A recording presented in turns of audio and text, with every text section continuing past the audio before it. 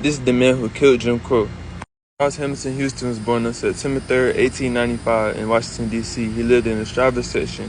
His father was a lawyer, and his mother worked as a seamstress, hairdresser, as well as an educator.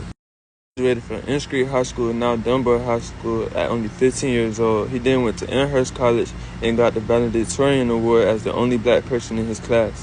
After a few years teaching at Howard, he was an infantry lieutenant in the first Big Shoot, and the racism that he faced during the war inspired him to study law and fight for his own people instead of fighting for them.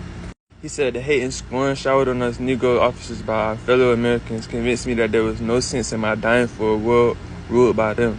I made up my mind that if I got through this war, I would study law and use my time fighting for men who could not strike back. He did just that. As soon as he came back home, he went to Harvard Law School, and once he graduated from there, he earned a fellowship to go study at the University of Madrid.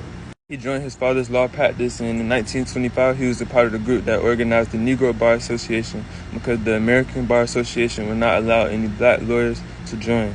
That association is now the National Bar Association with over 65,000 members. In 1929, he was appointed by Mordecai Johnson, the first black president of Howard University, as vice dean of the law school.